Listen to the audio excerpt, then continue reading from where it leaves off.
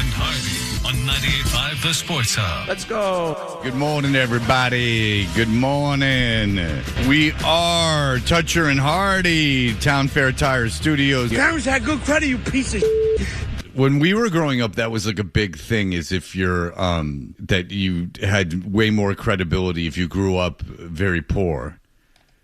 But now that I'm an adult, I see the flaw in that logic. Because the idea that you would somehow be punished as the parent for giving your kids a decent way of life seems flawed. Like as if, because if you were raised very poor, the idea, I suppose, would be that you would want, if possible, to improve that situation for yourself and therefore for your children. So I see a little bit of a flaw in that. I guess the whole thing is flawed, and this probably held true back then too, Fred, but... You just almost call me Troop. Well, I guess we'll find out when we look at their bank accounts, whether they're poor or not. The great analysis. Well... That's what Troop used to do, right? Like, you'd ask him about, like, the future of something, and he would tell you that he didn't Drake know. May, he's you know, the notion is that, you know, he's put on some weight and he'll be able to improve. He'll be a little more durable in this upcoming season. Well, we'll find out. Okay. Excellent. Big game this weekend, Troop. Who do you think's going to win? Prognostication. Do you want to get back into this? This is Hardy and Trupiano. Oh, no. On 98.5 The Sports Hub.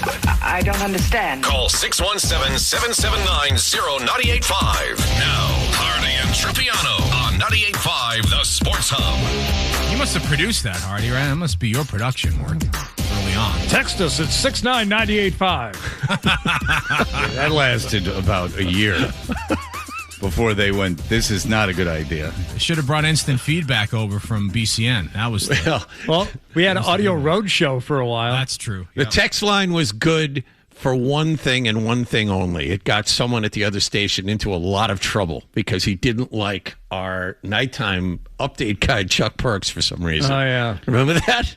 Oh, yeah. Didn't someone from WEI, like, they were, like, sending, like, terrible things on the text message, and then they figured out it was that guy? Yeah. Yes. He didn't think it would get him caught. But his phone number was attached to it, you see. So that was a problem. But in that guy's defense, if anyone needed to be taken down a notch, it was Chuck Perks. That guy was... Yeah. The guy was so full of himself. Yeah, considering I don't even remember him. Yeah, he must have really been throwing it around. Yeah, we had a text message line when we first started 98.5 The Sports Hub, and I do remember instant feedback. I don't remember instant feedback being as bad as the text line at 98.5 The Sports Hub, but the text line at 98.5 The Sports Hub, it wasn't like people complaining. It was like the company was like, oh, yeah, we can't have this. It was just a series of death threats, basically. Yeah. And I'm not exaggerating. Like, it was just like a series of, like, I'm going to kill you. It was really weird that for whatever reason, our station and the ability to text us, and people were so dumb because when you texted us, your number came up. So there was nothing valuable about it. It was just like, even in social media age, it was psycho. Like, it was just psycho. And so no one looked at it because it was just opening something up. Like, it wasn't even that kind of thing where you can see what people are saying about you and they're making fun of you, or like there's that weird compulsion to look at people being cruel. It wasn't anything like it was so far beyond that. It was just like physical threats. Well, you'd say no one looked at it. Gresh spent the entire show on it and going back at people on it. Yes. He would text back to people. And a practice he still employs. Well, I could call Gresh right now and ask him. He would admit it. Yeah. He knew what he was doing. And I'm like, dude, just ignore it. Yeah, I just want to say this one thing to this ass clown. What? Don't. What are you doing? Don't. Well, it's just so distracting. Like, you can't. Then you get caught up in that, and you're just like distracted the whole show. That's the problem. But yeah, there was nothing to talk to those people about. I mean, remember we had one guy kept threatening to kill us, and then the cops went to his house, and it turned out to be this surprisingly And I felt bad for the dad, but it ended up being this grown man who lived with his dad, and the dad had like locked up the computer, but like every like few weeks the guy would get access to the computer. He was a grown man. He would get access to the computer, and then I remember his name too. Oh. And he would get on the computer and just start sending all these death threats, like bad ones, like specific death threats. And so you have to go like, hey, this guy's saying he's going to kill us. And so then they, the guy's number's on it. So they would go, they can find that stuff anyway. It takes 10 seconds. I had a guy one time I remember when I was in Newport, and he left a message how he's going to kill me. He was going to come out of there on my cell phone. Yeah. He left a voicemail on my cell phone, and he blocked his number. But he was like, I'm going to jump out of the shower and kill you. Like, it was like, I'm going to jump out of the shower and kill you. So I went, oh, no. So I walked over to the Newport police station, and I gave him my phone. And I was there for about a half an hour, and then I left. And on the way walking to the place I was going, away from the police station, I got a call from the cops that they were at the guy's house because it took them 10 seconds to find the guy. and it was like, even though he had blocked his number, right? Yeah, they can find that stuff in like 2 seconds. Yeah. Like it doesn't. I suppose if you're some kind of computer scientist and you can go on the dark web or whatever the hell people do, I don't know. But like blocking your number doesn't stop them from being able to see where it's coming from. I mean, I'm not lying. I was there for half an hour, and I had walked to the police station with my family, and my kids were pretty little, so like it didn't occur to them that anything was going on. And then I left the police station, and walking back to wherever we were going, the cops were already at his house, and he was like crying and stuff. And I'm like, well, what did you think was going to happen? And he had a family. It was a guy with like a family. He was like a young father. And he's telling me he's going to jump out of the shower and stab me. Very strange. Very strange. Man. But yes, that text line was not long for this radio station. I had one guy waiting for Troop in the parking lot one day. I'm like, uh-oh, what's this about? He had a baseball he wanted Troop to sign. Huh. Is that true? Yeah. Wow. I was like, I'm sure, yeah. Yeah. Don't put it on eBay now. I'm going to put your name on it. No, I don't.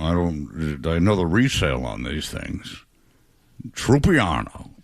That had to be a bit of a chore. Oh, it was fun. So what were you talking about before we got to, you were saying something, I forgot it. I interrupted you. I apologize. No, it was, I think it was, it was Troop. It was the Gresh and the text line. I'm not sure. I can't remember. All right. Well, I'm going to the Red Sox game today. You got the pitching matchup of all pitching matchups here. The young gun against Chris Sale. Peyton Tolley against Chris Sale today. So I'm going. I'm looking at the weather right now. I don't doubt since I'm going to the game it's going to rain. They're saying a couple of showers. So let's see. That's a 4:00 game. I might be okay. You bought the tickets yet? Yes. Okay. $100 a piece. That's not bad. Same place behind the dugout? Yeah. And someone in a worse section or a worse row, approximately the same section, was asking for $1,600 a ticket. Oh, my God. So you might as well just burn the tickets. I wonder who bought those tickets and thought that anyone was going to buy them for $1,600. They do realize that when you get on there, there's prices of more than one ticket, right? Like that you can see one ticket is for sale for $100 and one ticket is for $1,600. And don't most of those apps like recommend a sale price for you? Yeah, what I do is I'll zoom for Fenway because I'm very particular about where I sit. Like I just like being on the. I mean, I'll sit on the first base side if it's like a good deal, but I generally will originally focus on the third base side somewhere around the visiting dugout. The seats have more room there. I don't know why, but they in fact do. But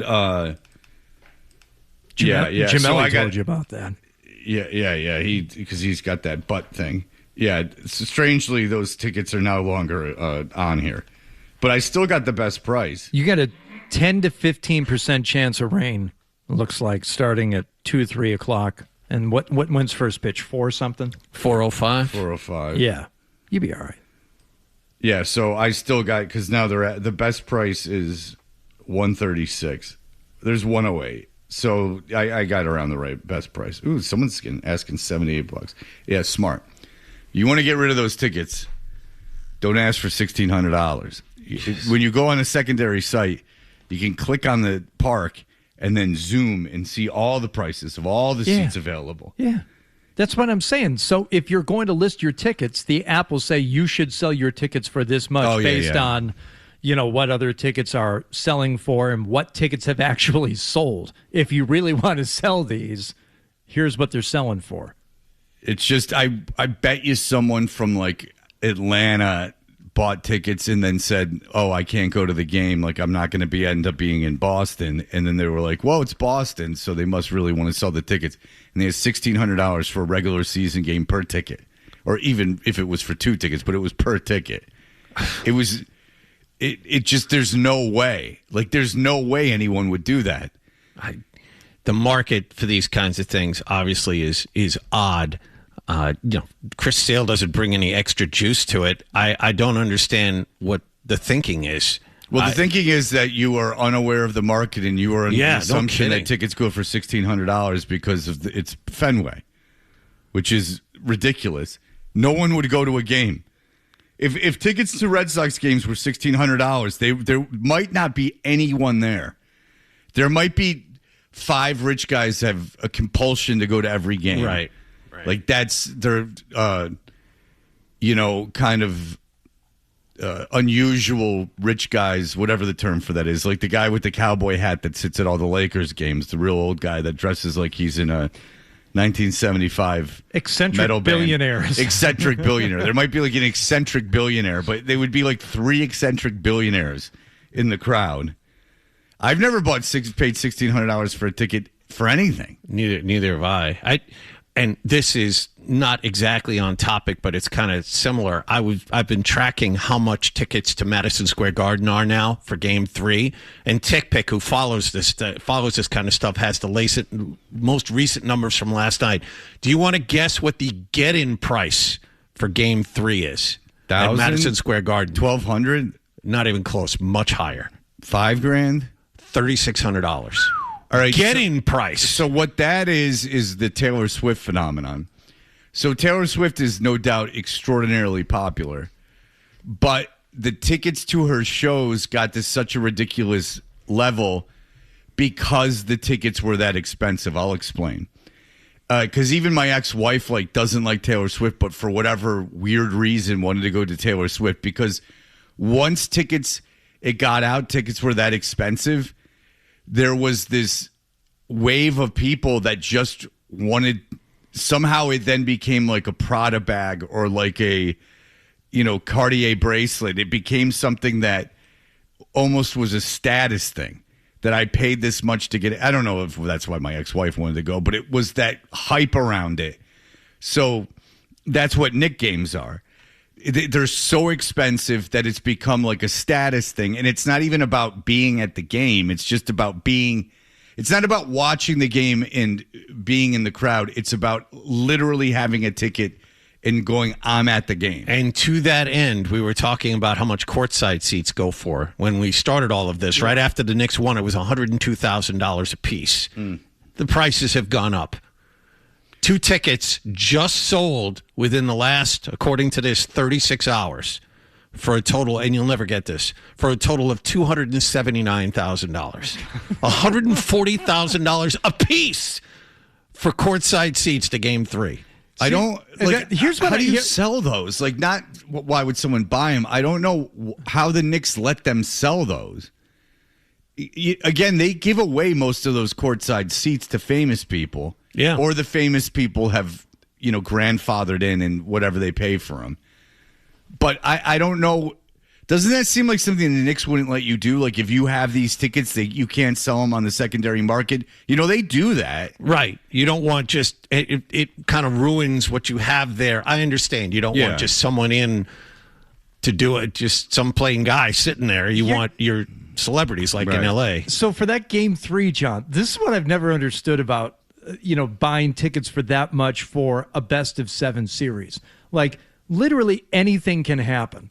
And I'm not saying you have to be guaranteed a win, but if I'm going to spend that type of money for a singular event, and you got to imagine a lot of these people, that's the one game we're going to Game 3. If you're going to a Super Bowl, if you're going to a Game 7, I don't care win or lose, I have to be there. But Game 3, you need to spend tens of thousands of dollars just Hundreds. to be there. Yeah, but all right, the get-in price is $3,600. Correct. All right, let's get a pair of tickets. It's going to cost us with fees $8,000, but at least we'll be there. Yeah, you're going to be there for a Game 3. Nothing will be decided. Your team could get blown off. They could the be court. down 2-0 and they lose that one. It could be literally one of the worst sporting experiences of your life, which you almost certainly won't say if it is the championship game. That one I kind of get. But for a Game 3, there's no way. There's no way. Either the very start of a series or the very end of a series, that's it. Well, I mean, there's a chance that you could get there. Say the Knicks take one wherever in Oklahoma City or San Antonio, and then they're back and they're losing by 25 at the beginning of the first quarter. There's a chance they pull their starters.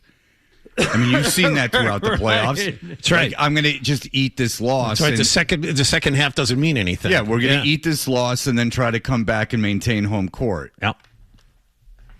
Oh, yeah. And there's also an added bonus to all of this as well. Is the president told the media yesterday he is attending one of the games, 3, 4, or 6, or whatever the case may be. So you have spent all of this money. You are trying to get into New York City to attend the game. The road closures around Madison Square Garden are astronomical. Okay, we'll take the train in. Well, Penn Station happens to be right underneath Madison Square Garden. The restrictions on Penn Station are going to be through the roof. Getting to the game will be almost impossible. You got to figure they helicopter him into that game, right?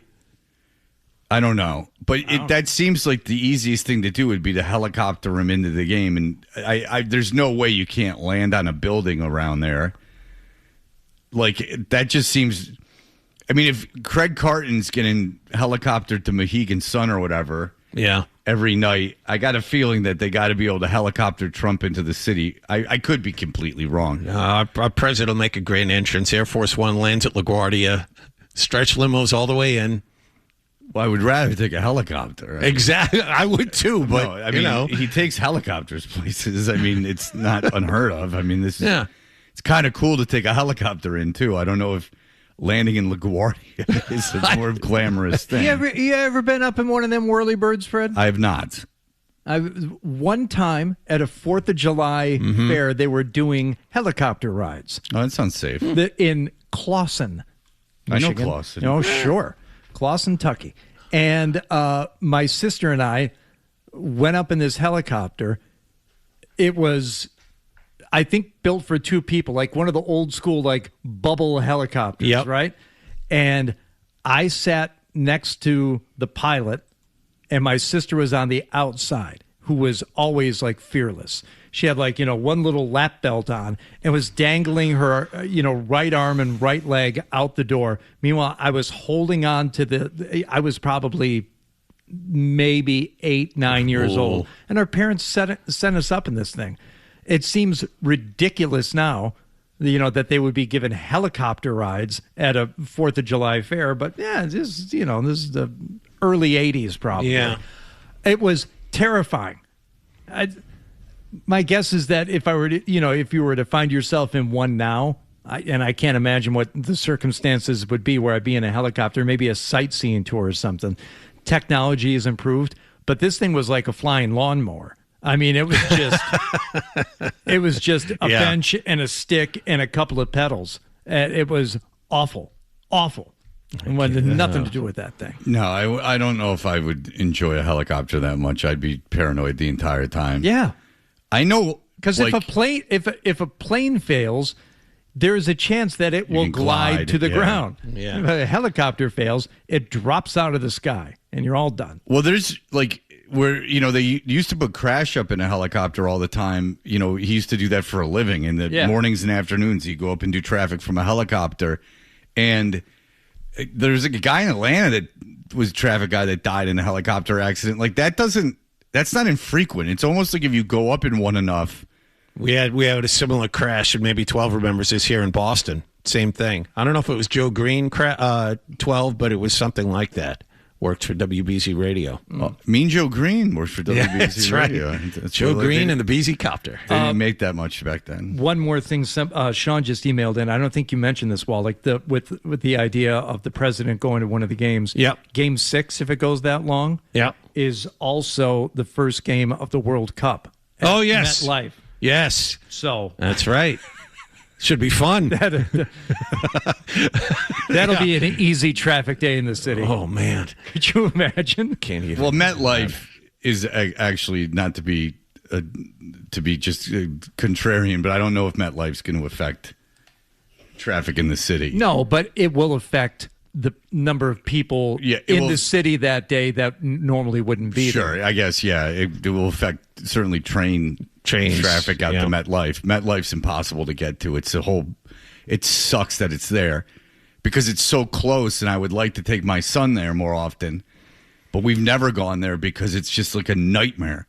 The one time that I was supposed to go to MetLife within the last 10 years, there was a snowstorm and I couldn't get on they canceled the trains to MetLife. What, were you going to Billy Joel? Yeah. Yeah. It was a special concert. It was Billy Joel and Engelbert Humperdinck. Humperdinck was headlining. This was back in the day. Duh. This was when Billy Joel was in that metal band. All right, we'll be back in just a moment. So much happened last night. Your head will spin. We'll be there. We'll have that for you in just a moment. Did you catch a game last night? What happened last night's brought to you by Leonard Hair Transplant Associates, where your hair doesn't have to be a game of what happens. So change your lettuce and change your life with Dr. Matthew Lepresti at 1-800-GET-HAIR. OTAs going on in Foxborough. Mike Vrabel speaking for the first time since prior to the draft. So this is a chance for reporters to ask him questions about nothing other than football. We're just going to keep all the questions of football. No, of course. Reporters doing their job, thankfully. We thank everybody who asked a question about, all the other stuff going on. Last time we talked to you, you apologized for the distraction. Sure. And you talked about the team being one of the things you were apologizing to. How do you feel like you've been able to mitigate, if not completely erase, that distraction? Well, again, what that, we all have to deal with things outside of here. And my focus and obviously the excitement that I have for coaching is what is most important right now. I thought that was interesting. Number one, the way he begins a lot of these answers when he's asked about the family stuff, he's right away with the sure, yep, I'm ready for this. Let's go. He's not. He seems to at least be feigning engagement in the topic. Last time we talked to you, you apologized for the distraction. Sure. And you talked about the team. Yeah, I talked about that. Yeah, what else? But he said the thing that he's really focused on, outside of here, and my focus and obviously the excitement that I have for coaching is what is most important right now. Interesting. Okay. All right. Well, taking time away from the draft because what he had focused on was family, and now he is focused on work. That's what I'm excited for. This is what's going on. That's about as much as you could have possibly hoped for, to be honest with you, from Vrabel about this. We have liked a lot more, sure, but I think all things considered, is there anything that we don't know? I would like to hear him admit that this happened, it was a mistake, and we're moving on. That's what I would have liked to have. Well, we'll get to one clip that I have an opinion on, but I'm with John is that until he admits it, it's going to go away for the summer probably until it doesn't, because it sounds like there might be another shoe to drop. But if in my opinion, the minute you admit something like this, again, it's not a murder. It's not anything that hurts society. It's your own personal business. But it became a thing because you're both public figures, and, that's the price for being a public figure. There's a lot of good that comes with it, and there's also some bad. and your personal life does become public fodder. It does. Even if you're a disc jockey, it becomes public fodder. And so the one thing that I've found, and I do believe, is that if you just admit it, when you didn't do anything, like you didn't kill anyone, you just admit it, you only really hurt yourself and a couple other people that no one else knows, that then that ends. Because then there's nothing more they can get you with. Like I had, it was a mistake. I'm making it up to my family. It's over. Then there's literally nothing more to ask for. Every picture that comes out is, who cares? He admitted it. If Rossini starts going on podcasts and talks about the relationship, I admitted it. But what do you want out of me? This is just more of the same. You've admitted it. Then if like TMZ, for instance, comes to press conferences and starts grilling you about it, you almost come off sympathetic because you're just like, what do you want me to do? I admitted it. Yeah. Like, I'm not doing it anymore. Like, and then you're like, then I do believe there's a sentiment. I certainly would feel this way. Leave the guy alone. He admitted it. He's dealing with the fallout with the only people it matters to, which is everybody his family. knows. My wife knows. We're working on it. I mean, and then you could literally just go like, dude, what do you want me to do? I admitted it. Like, okay. Like, yes, what now? And you can kind of be like, you're just going to keep doing this. I've told you all you need to know. I've told you everything. I did it. That's it. What do you want to know? Like, how many times I did it? How I did it? Get out of here with that. I told you. Yeah. The only problem they made, the biggest problem they did, was we're being incredulous and snarky about it. Yes. How dare you even insinuate that? This is ridiculous. Get your minds out of the gutter. Because then it's like everyone's an idiot but me. Right. And then it turns out, well, no, and then everyone wants to dig in to prove that you did it, and that's where the mistake lies. When we spoke to you last, you were talking about the balance of family and ball. Just how would you describe how that? Yeah. Let's I know. We were talking about balance. I know. I know about balance.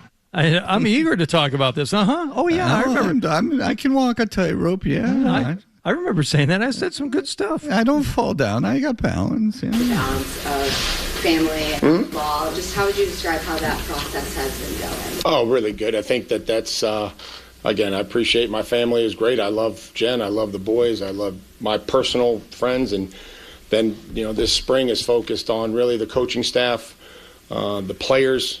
Uh-huh. Yeah. And then Mike Giardi and Vrabel had an interesting back and forth. I think this is Vrabel trying to be, his normal, like, sarcastic kind of, fun, snarky. And I don't know, maybe the mood wasn't right. Mike, you lead the room daily. How have you felt the players have responded? Well, not. He said, Mike, you lead the room daily, is what he's talking about, having a meeting every day. Mike, you lead the room daily. How have you felt the players have responded? Well, not every day, Mike. Some of your sources probably aren't as good. I don't have a team meeting every single day in the spring. Almost every day?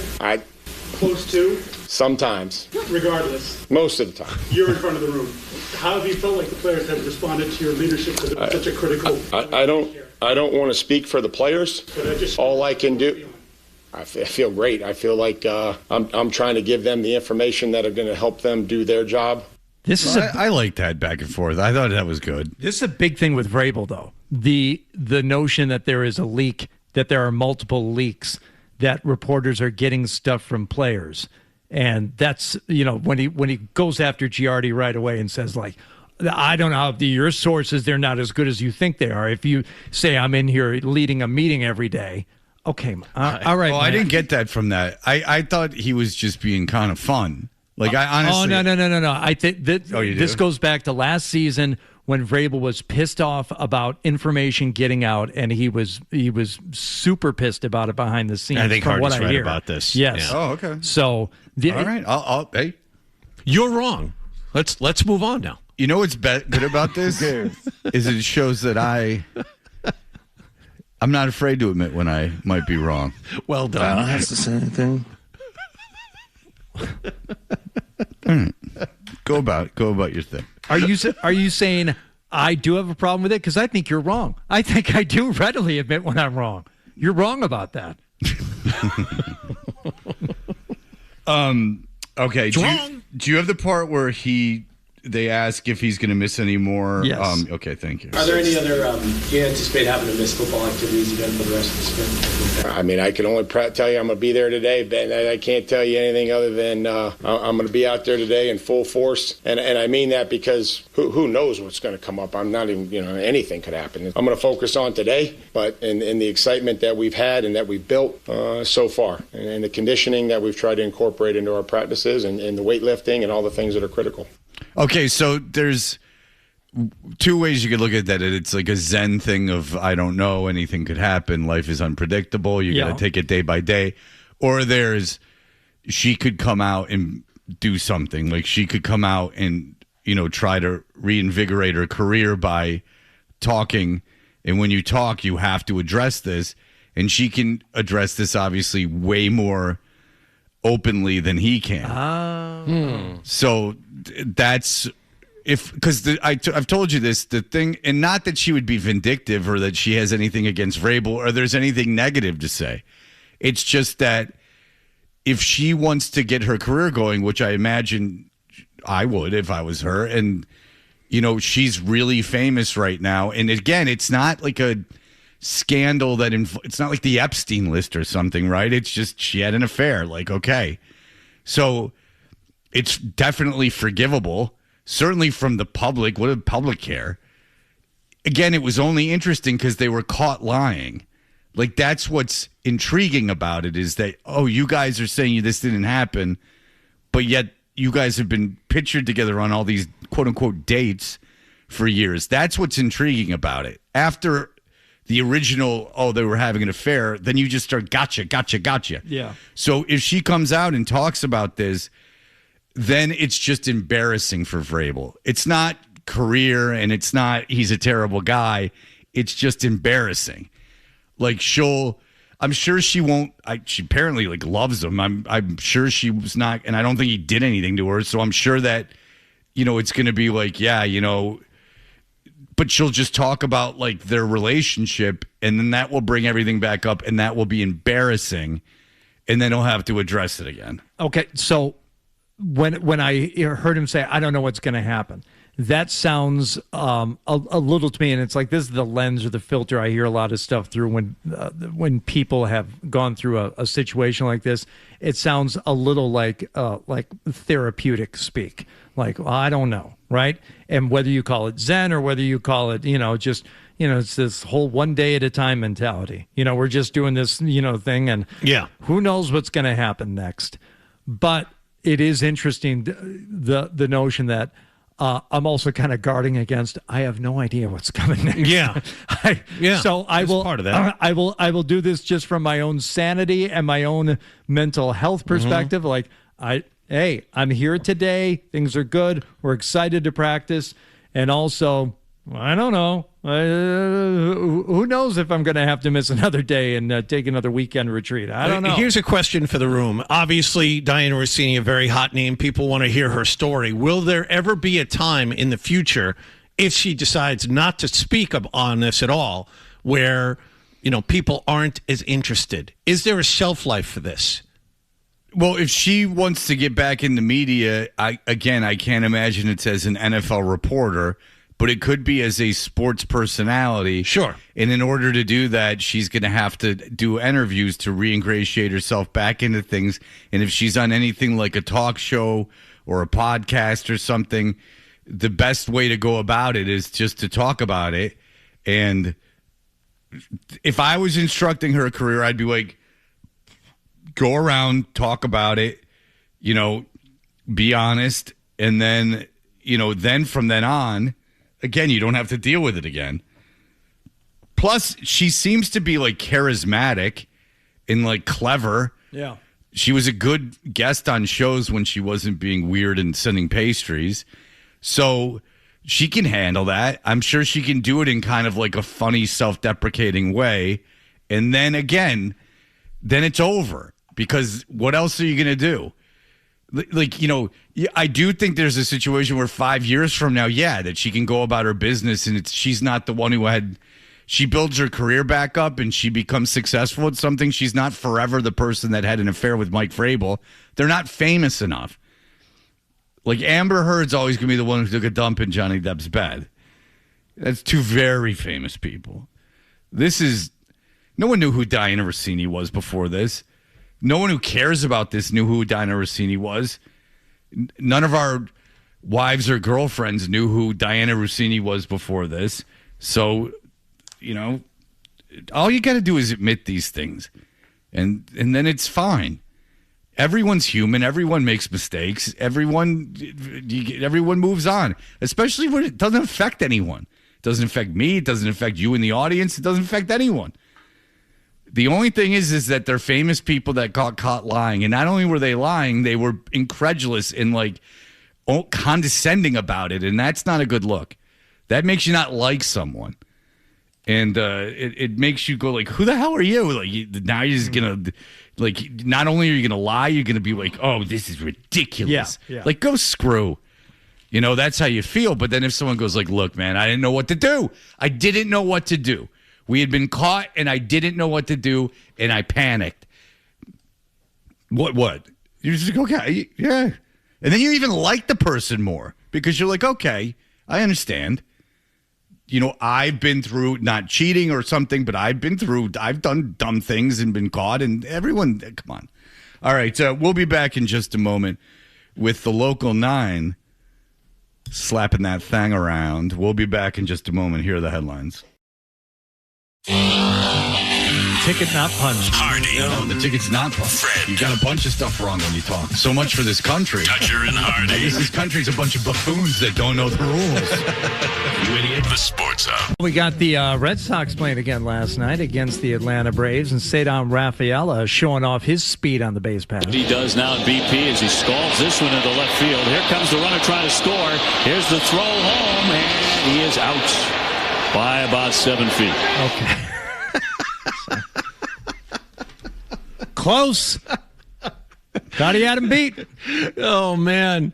I remember I was watching a broadcast, and the third base coach is the former Portland Sea Dogs manager at AA. His name is Chad Epperson. And Epperson said, we're going to be aggressive. I'm going to be aggressive. I'm going to be really aggressive. No. Reminds me of Wave 'em in Wendell Kim. Or send him in Swaim. That's right. Yeah, Dale Swaim was the same way. Yep. I was listening to the Cardinal game a couple days ago, and the first base coach's name is Pop Warner, and the third base's coach's name is Stubbs. Hell yeah. They're like, Stubby and Pop Warner. I'm like, what the hell is this? 1937. Apparently. Yeah, it's like, wow. Wow. Where's old Locomotive Bill or something? The big train.